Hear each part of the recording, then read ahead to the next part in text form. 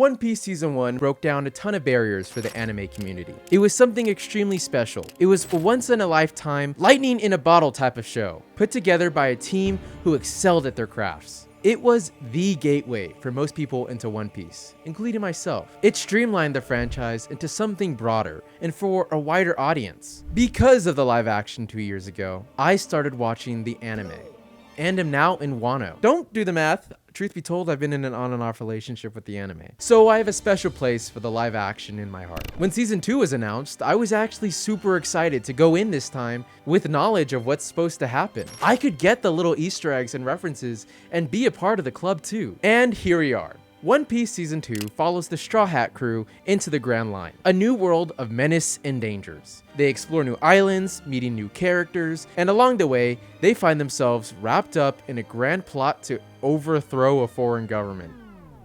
Crazy, right? But after watching, I couldn't help but feel like something was missing. What? Is that a bounty poster? Just for an opinion? What's going on here? Why is it fading to a title sequence? Okay, I feel like I need to explain myself. Season 2 is still really good. In fact, it's great. You guys can put away the weapons and hold off on the hate comments, please. I'll start with some well-deserved glaze. Guys, by far the best thing about the show is the set design and costumes. It is just some of the best I've ever seen in a high-budget production, let alone a Netflix production. The world truly comes to life and every frame feels like it's pulled right off of the manga. Genuinely, major props to the crew. The attention to detail is just truly beautiful. They even included Mr. Hanger, best card ever. You know how I said it was incomplete? It's only because Mr. Hanger was present for less than 3 seconds. Okay, honestly though, there's so much love and detail here that it kind of makes me sad that there's probably some even more cool stuff that we're just never gonna be able to see. I pour one out for those who work so hard just for it not to be seen. It's okay. I acknowledge you. There were some weird camera choices though. Oh, brother! Like the overuse of a shallow depth of field, especially in Logtown. Everything in the background was blurred and the focus was only on the characters. And that technique works in the right moments, like emotional or intimate scenes. But here, it's used in even simple conversations. And honestly, it's a bit of a Netflix thing, but it's still frustrating because we're in these really interesting environments and I actually want to see the sets. And the way some of it was shot just hides it. Anyway, second best standouts go to my boys Sanji, Zoro, and especially Usopp. What? Last season, I did not care about him at all, but his arc throughout the season easily carries the emotional weight of the main characters. Little Garden gave him the much needed depth, and he was just super fun to watch. It takes skill to balance the scaredy cat gimmick without overdoing it, and Jacob Romero gives Usopp the much needed heart and his all too relatable struggle to be great. Everything about Usopp translates so well into live action, and in my opinion, I think it was done better than the anime. And the same for my boy Sanji. You need to leave! Don't get me wrong, I love his character in the manga anime, but sometimes he can just be too much. Look how they mess with my boy. Here in the live action though, he's just too peak. He brings everything that's cool about Sanji from the manga to life with the much needed charisma he lacked. And his fights are the most fun to watch since they're so creatively done. And my boy Zoro. You already know what I'm about to glaze. He's given the best fight sequence in the entire series. That's why they call it Whiskey Peak.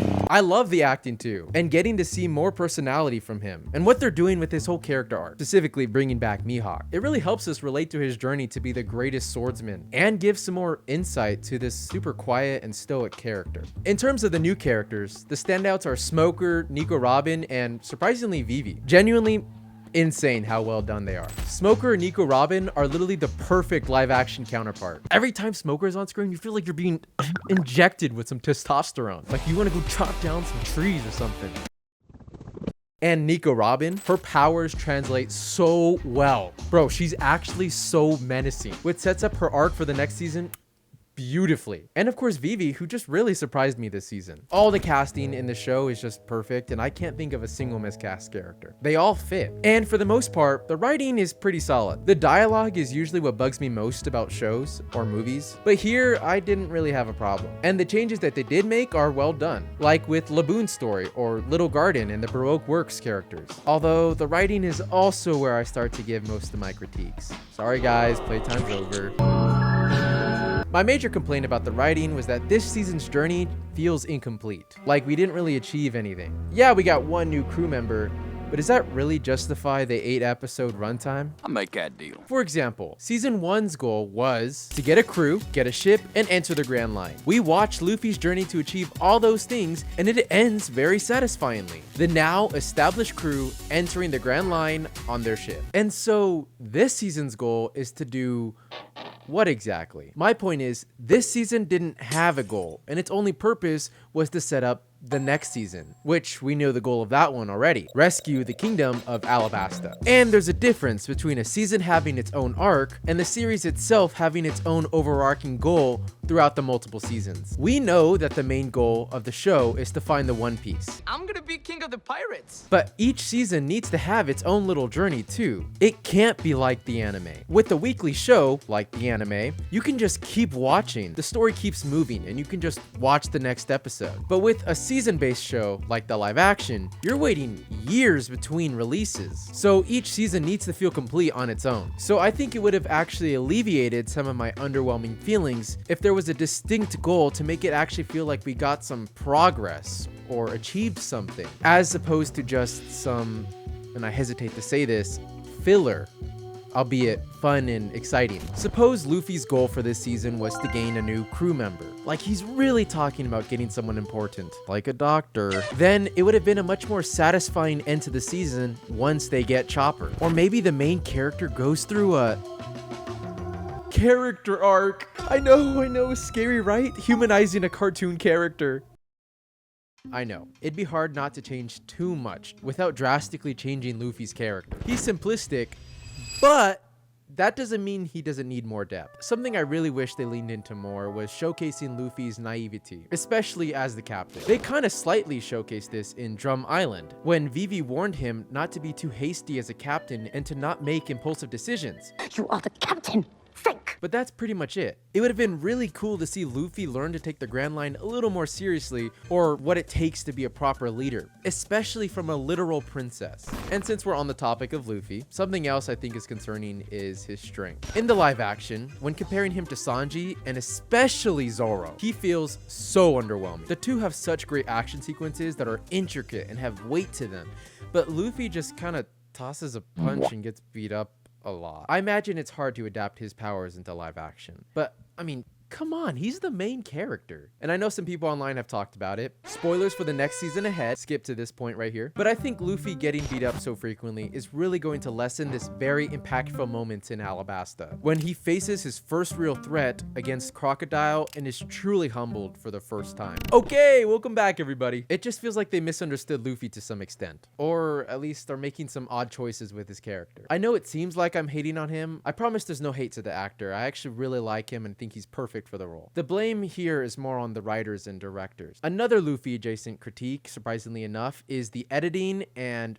who would have guessed, the pacing. If I had a nickel for every time One Piece had a pacing problem, I'd have 2 nickels. Which isn't a lot, but it's weird that it happened twice, right? More specifically, the editing and pacing literally ruining iconic and pivotal moments of the story. These are complaints coming from someone who's already seen the anime and has something to compare it to. However, I still feel like I would have kind of noticed something or feel like something was off. In Loguetown, in the manga, Luffy's quote-unquote execution is a really iconic moment. It's really dark in the sense that Luffy is really cold and nonchalant about the fact that he's gonna die. He laughs in the face of death with no regrets, despite not even accomplishing his goal. Nowhere near to it, in fact. It's short and to the point. In the live action, however, it completely misses the mark. The camera lingers too long on Luffy laughing like a maniac and smiling, instead of cutting it to another shot, and it just feels unnatural and goofy. It creates an uncanny valley feel, and not in a good way. He's also crying in this moment. Who told him to do that? Get back in there, Tia.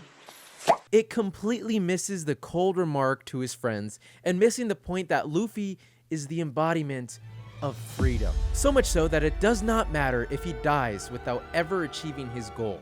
It's because he's so free that he's not tied down to this desire of being the king of the pirates. All that matters is that he stayed true to himself. So he's able to laugh in the face of death without any regrets or ever achieving his goal. And that's what makes him the perfect king of the pirates. 俺は海賊王になる Similarly, in Drum Island, the final battle takes place inside the castle. Something you wouldn't notice had you not read the manga, because that takes place outside of the castle. And this one, seemingly small change drastically diminishes the importance of Hiriluk's flag, more than you would expect. In the live action, Luffy puts the flag on a wall inside the castle earlier on. But in the manga, he raises it on the flagpole at the very top of the castle, literally reclaiming the kingdom. He's declaring Drum Island free from Wapol and honoring Hillerik's dream. And so when Wapol returns and sees that his castle is flying a flag that isn't his, it makes perfect sense why he would want to destroy it. That moment carries weight. But in the live action, it just doesn't land the same because the flag is tucked away somewhere inside. It's not emphasized. And when Wapol suddenly decides to shoot at it, it feels completely random. Like he literally says, I'm gonna blast you all to smithereens. pauses, and instead of shooting at the Straw Hats like he says, he shoots at the flag. Starting with that high star of a flag. Like, how did he notice that? So yeah, these are writing and directing choices that I would probably never notice had I not seen the anime. But despite that, these changes are drastically important and showcase a misunderstanding. As far as Drum Island goes overall, it was great. And I love Chopper. But one tiny but, I'm not a big fan of Chopper's voice. Nor the design of his human form, but I mean, come on, who is? I may be biased from the anime, but I feel like he's supposed to sound cute and girly, or at least in the Japanese sub he is. かわいい But this version sounds like a prepubescent teen boy, and it's kind of hard to listen to. Leave that alone I'm also very concerned about the budget going forward, because now a good portion of it is going to a very prominent CGI main character. So I wonder what will be cut. And maybe that's why a portion of Drum Island takes place inside the castle instead of outside. Anyway, despite these writing, editing, and directing critiques of Love, I am really looking forward to season 3, especially to see Crocodile and Alabasta. I see the love and passion put into this series, and it genuinely moves me. Like, I spend a couple of days going down a rabbit hole just watching cast interviews and like the costume director breaking down her process because of how much everyone cares and how much fun they're having. It makes you want to be a part of that. It's infectious. And that's why, despite everything, I'm still hopeful because the foundation is there. The cast and crew's passion, Oda and his guidance, the fans and their support, and of course, Mr. Hanger!